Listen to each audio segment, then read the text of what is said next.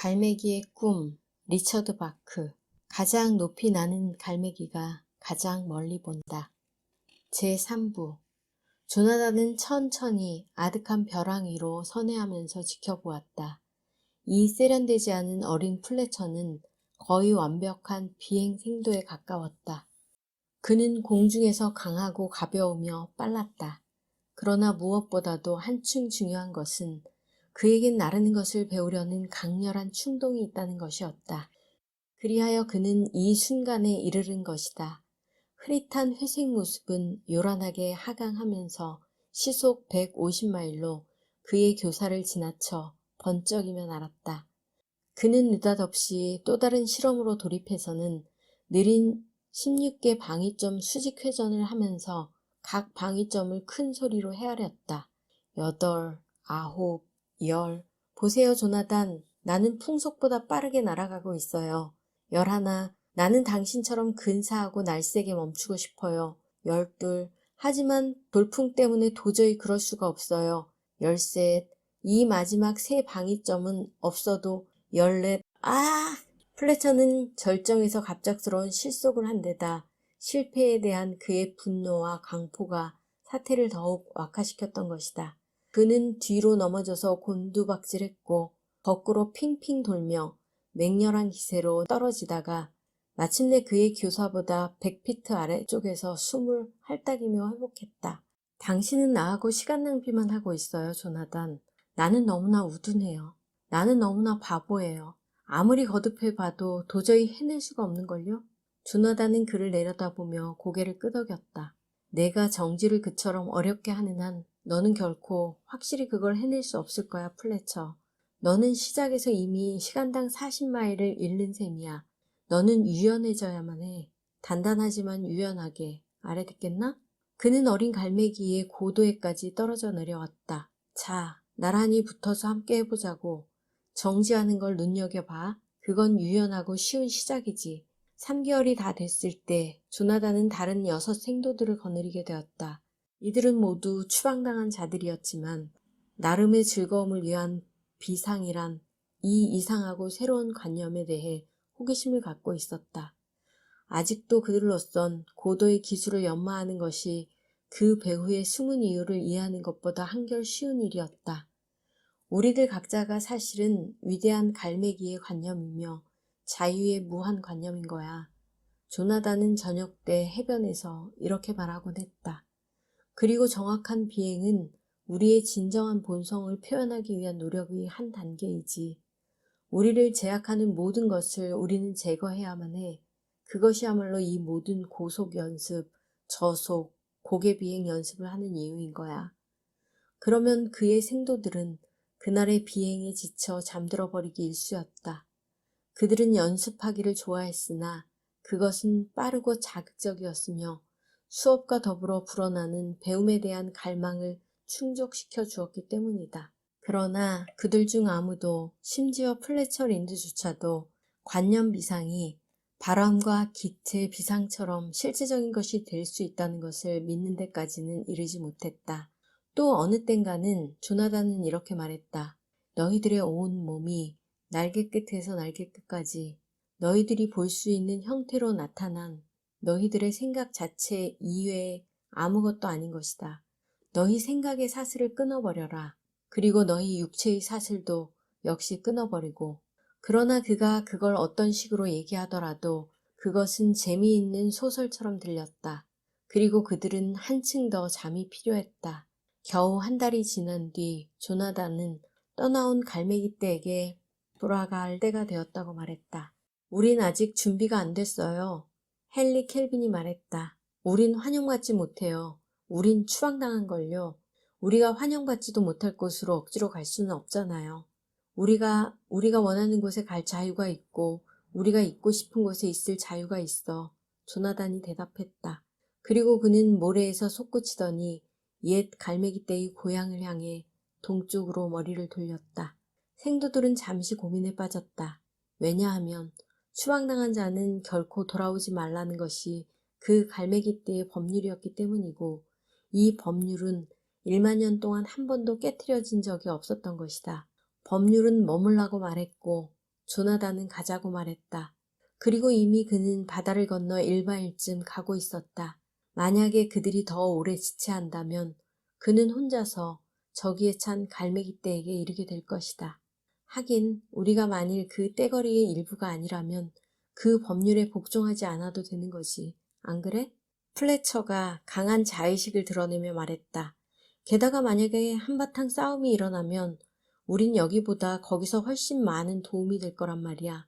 그리하여 그들은 그날 아침 8비서 날개짓이 거의 맞붙을 정도로 이중 다이아몬드 형태의 편대를 이루어 서쪽으로부터 출발했다. 그들은 시속 135마일의 속도로 날아 옛 갈매기 떼의 회의장인 해변에 도착했는데 조나단이 선두에 플래처가 유연하게 그의 오른쪽 날개 곁에 그리고 헨리 켈빈이 투지만만하게 그의 왼쪽 날개 곁에 나르고 있었다. 그런 다음 전체 편대는 마치 한 마리 새처럼 천천히 오른쪽으로 회전했고 수평 비행을 하다가 전회해서 배면 비행을 하다가 다시 수평 비행을 했는데 바람은 채찍질하듯이 그들 모두를 밀어주었다. 떼거리 속에서 법석대는 일상생활의 깨끗거리는 소음은 흡사 이들 편대가 거대한 칼이기라도 하듯이 잘려져 나갔다. 그리고 8천의 갈매기 눈들은 단 한 번의 깜빡임도 없이 그들을 주시했다. 하나씩 하나씩 이들 8 갈매기들은 빠르게 왼쪽으로 나아가며 완전한 공중제비를 했고 줄곧 빙 돌며 날아 소리 없이 사뿐히 모래 위에 착륙했다. 그런 다음 마치 이런 종류의 일이 매일 일어난다는 듯이 조나단은 비행에 대한 비평을 하기 시작했다. 우선 첫째로 그는 쓴웃음을 지으며 말했다. 너희들은 모두 합류하는데 조금 늦었다. 이 광경은 갈매기 떼를 번개처럼 꿰뚫었다. 이 새들은 추방당한 자들이 아닌가. 그런데 그들이 돌아온 것이다. 그리고 그것은 있을 수 없는 일이다. 싸움이 벌어지리라던 플래처의 예언은 갈매기 떼의 혼란 속에 녹아버렸다. 그래 맞아. 오케이. 그들은 추방당한 자들이야. 갈매기들 몇이 말했다. 하지만 이봐. 도대체 어디서 그들은 저렇게 나르는 것을 배웠다지? 연장자의 말이 떼거리 속을 뚫고 지나가는 데는 거의 1시간이나 걸렸다. 그들을 무시하라. 추방당한 자에게 말을 거는 갈매기는 그 자신이 곧 추방당한 자이니라. 추방당한 자를 쳐다보는 갈매기는 갈매기 떼의 법률을 어기는 것이니라. 회색 깃털의 등들은 그 순간부터 조나단에게서 등을 돌렸다. 그러나 그는 그런 것에 신경 쓰지 않는 것 같았다. 그는 회의장 해변 바로 위에서 연습 비행을 개최했는데 처음으로 그는 생도들에게 그들의 능력의 한계를 뛰어넘도록 부추기기 시작했다. 마틴! 그는 하늘을 가로질러 고함쳤다. 너는 저속 비행을 할 줄 안다고 했지? 너는 그걸 증명하기 전에는 아무것도 몰라. 날아라.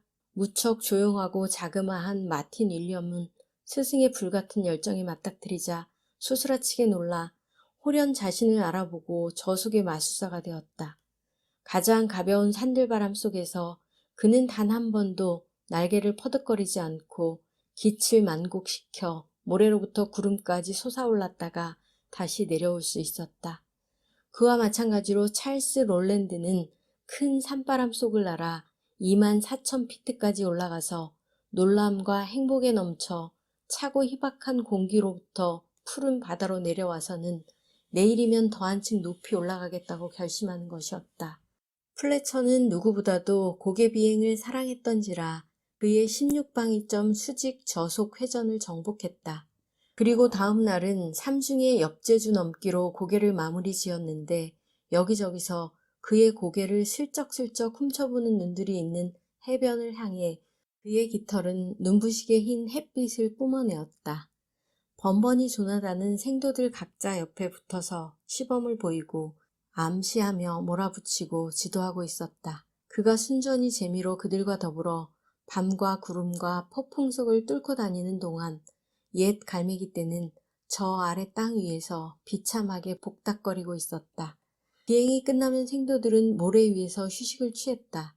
얼마 후에 그들은 조나단의 얘기에 한층 열심히 귀를 기울였다. 그는 그들이 이해할 수 없는 미친 듯한 생각들을 가지고 있었지만 그 밖에 그들이 이해할 수 있는 좋은 생각도 여러 가지고 있었다.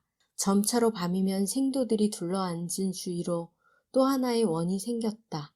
그것은 어둠 속에서 몇 시간이고 계속해서 귀를 기울이고 있는 호기심 많은 갈매기들로서 그들은 다른 갈매기를 보려고도 않고 다른 갈매기 눈에 띄고 싶어 하지도 않았으며 날이 밝기 전에 사라져버리곤 했다.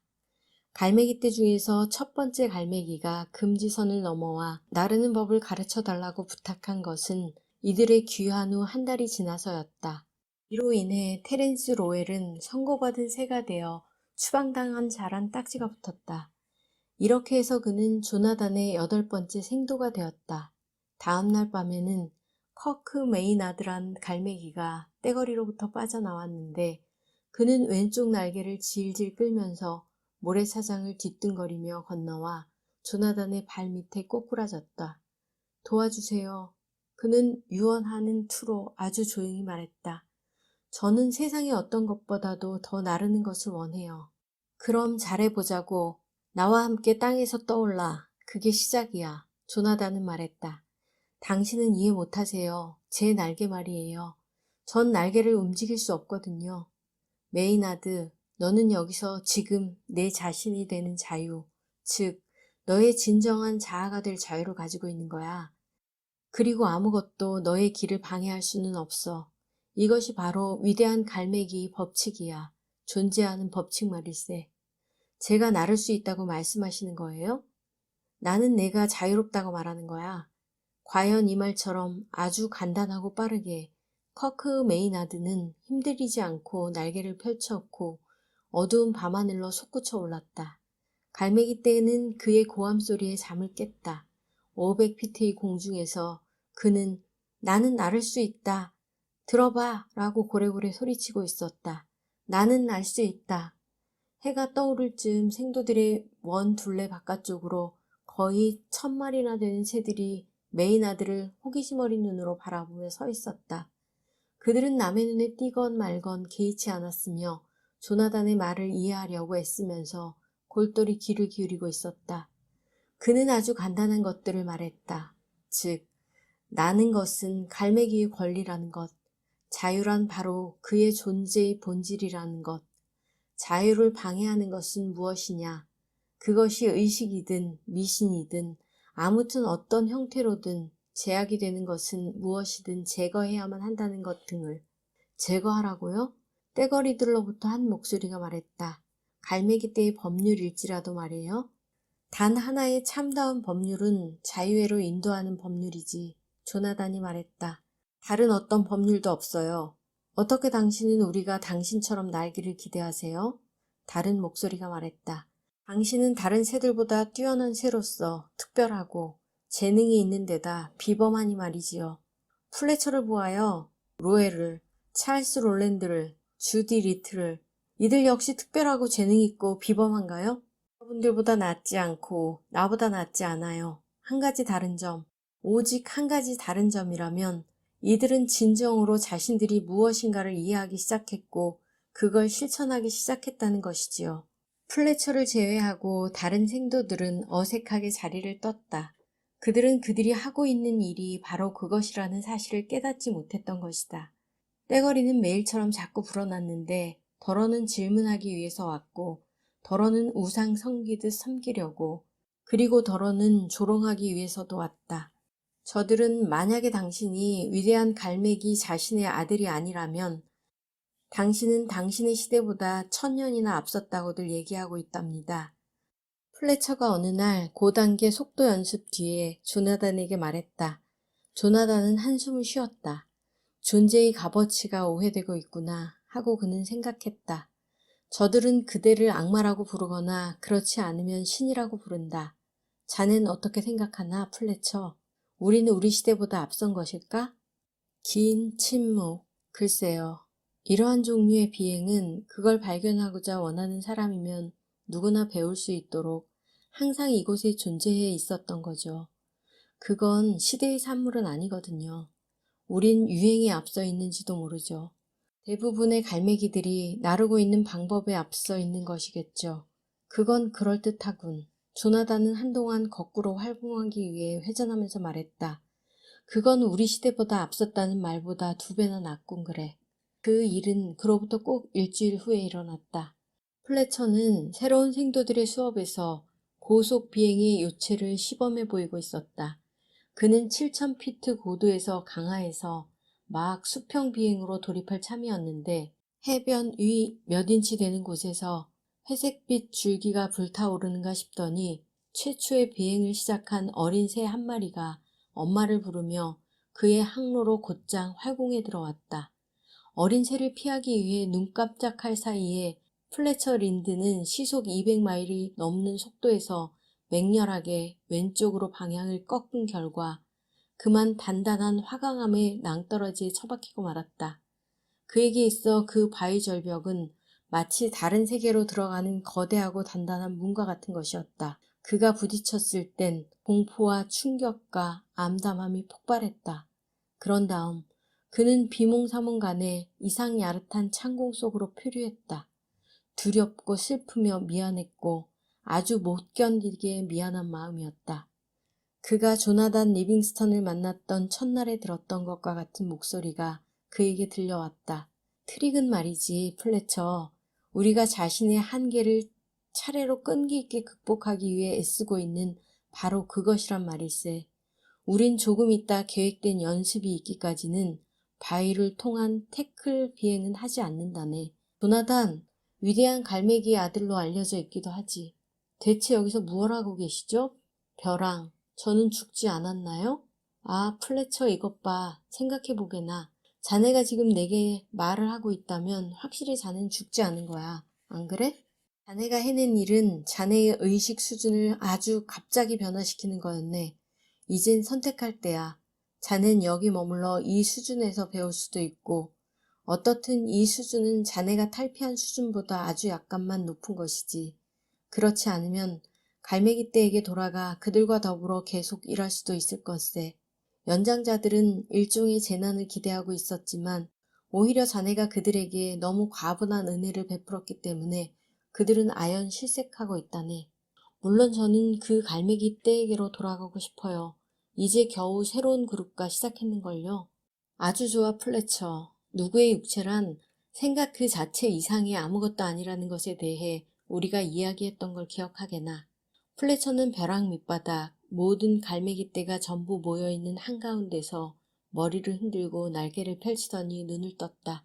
그가 처음 움직였을 때 떼거리들 속에선 깨깨거리며 수런대는 굉장한 소음이 올려 나왔다. 살았어. 죽었던 그가 살아났어. 날개 끝으로 그를 건드렸어. 그를 살려낸 거야. 위대한 갈매기의 아들이야. 아니야. 그는 그걸 부인하잖아. 그는 악마야, 악마. 갈매기 떼를 파멸시키려고 온 악마야. 무려 4천이나 되는 갈매기들이 우글거리며 일어난 일에 대해 소스라치게 놀라고 있었다. 악마라는 외침은 마치 태양을 후려치는 폭풍처럼 그들 속을 꿰뚫고 지나갔다. 눈들은 흐릿하고 부리는 날카롭게 되어 그들은 바야흐로 파괴를 향해 서로 바싹 몸을 붙였다. 이곳을 떠난다면 한결 기분이 나아지겠지, 플래처? 조나단은 물었다. 그런다 해도 확실히 전 과히 반대하진 않겠어요. 순식간에 그들은 반마일밖에 와 있었다. 폭도들의 번쩍이는 부리들은 텅 빈 공중을 향해 함께 모여 있었다. 어째서일까? 조나단은 당황해서 생각에 잠겼다. 세상에서 가장 어려운 일이 한 새에게 그가 자유롭다는 것을 확신시키는 일, 또한 그가 조금만 시간을 들여 연습한다면 스스로 그걸 증명할 수 있다는 걸 믿게 하는 것이라니. 어째서 그 일은 그렇게도 힘든 일일까? 플래처는 아직도 장면의 변화 때문에 눈을 깜빡거렸다. 방금 무얼 했어요? 어떻게 우리가 여기 있게 된 거죠? 자넨 폭도들로부터 떠나고 싶다고 말했지. 안 그런가? 그래요. 하지만 어떻게 당신은... 아침이 되자 갈매기 떼는 그들의 광기를 잊어버렸다. 그러나 플래처는 그러지 못했다. 조나단, 오래전에 당신은 갈매기 떼를 사랑하는 일에 대해 말씀하셨지요. 그들에게 돌아가서 그들의 배움을 도와줄 만큼 충분히 그들을 사랑한다고 했던 얘기를 기억하세요? 기억하고 말고 이제 막 당신을 죽이려 했던 새들의 폭도를 당신이 어떻게 사랑할 수 있는지 전 이해할 수 없어요. 아, 플래처, 자넨 그들을 사랑하지 않아. 물론 자넨 증오와 악을 사랑하는 것도 아니지. 자넨 연습해야 하고 진정한 갈매기를 보아야 하네. 그들 각자 속에 있는 선의를 보고 그들 스스로 그걸 볼 수 있도록 도와줘야 하네. 그게 바로 내가 의미한 사랑이란 걸세. 자네가 그 요령을 터득하게 되면 재미있을 거알세. 이를테면 나는 한 사나운 어린 새를 기억하고 있는데 그의 이름은 플래처 린드야. 추방당하기가 무섭게 그는 자기를 내쫓은 갈매기 떼와 죽도록 싸울 각오로 먼 벼랑 위에서 그 자신의 쓰라린 지옥을 세우기 시작했지. 그런데 그는 오늘 여기서 지옥 대신 자신의 천국을 세우고 있거든. 그리고 갈매기 떼 전부를 천국으로 이끌고 있단 말일세. 플래처는 스승을 돌아보았다. 한순간 그의 눈 속엔 공포가 어렸다. 제가 이끈다니요? 무슨 뜻이죠? 제가 이끈다는 게? 당신은 이곳의 스승입니다. 당신은 떠날 수 없어요. 떠날 수 없다고? 자넨 다른 갈매기들, 다른 플래처들이 있을지도 모른다는 사실을 생각 못하나? 그들은 빛을 향해 가는 도중에 있는 이 갈매기들보다 한층 더 스승을 필요로 한다는 것을 말일세. 제가요? 전 다만 평범한 갈매기에 지나지 않아요. 그리고 당신은 위대한 갈매기의 유일한 아들이라는 말이겠지? 조나단은 한숨을 쉬고는 멀리 바다를 바라보았다. 자네에겐 더 이상 내가 필요 없어. 자네는 매일매일 조금씩 더 자기 자신을, 즉 진정한 한정되지 않은 플래처를 꾸준히 발견해갈 필요가 있다네. 그가 바로 자네의 스승이지. 자네는 그를 이해하고 훈련시킬 필요가 있는 거야. 잠시 뒤 조나단의 몸뚱이는 공중에서 물결치며 가물거리다 투명해지기 시작했다. 나에 대해 그들이 바보 같은 소문일랑 퍼뜨리지 않도록 하게, 나를 신으로 만들지도 못하게 하고. 됐지, 플래처? 나는 그저 하나의 갈매기라네. 나는 나르는 걸 좋아하지, 아마. 조나단! 가엾은 플래처. 자네 눈이 자네에게 말하는 것을 믿지 말게. 자네의 이해력으로서 보고 자네가 이미 알고 있는 것을 찾아내게. 그러면 자넨 나르는 법을 알게 될 것세. 가물거림이 멈췄다. 조나단은 텅 빈 공중으로 사라져버렸다. 얼마 뒤 플래처는 몸을 질질 끌며 하늘로 올라갔다. 그리하여 첫 수업을 갈망하고 있는 일단의 새로운 생도들과 대면했다. 무엇보다 먼저 그는 엄숙하게 말했다. 하나의 갈매기는 자유의 제한이 없는 관념이라는 것, 위대한 갈매기의 이미지라는 것을 이해해야만 해요. 그리고 여러분의 몸뚱이는 날개 끝에서 날개 끝까지 온통 여러분의 생각 자체에 지나지 않다는 것도. 어린 갈매기들은 기묘한 표정으로 그를 바라보았다. 어이, 여보셔. 그들은 생각했다. 이런 고개 비행에 대한 법칙이 아닌 것 같은데? 플래처는 한숨을 쉬더니 다시 시작했다. 좋아. 그는 말했다. 그리고 그들을 비판적으로 쳐다보았다.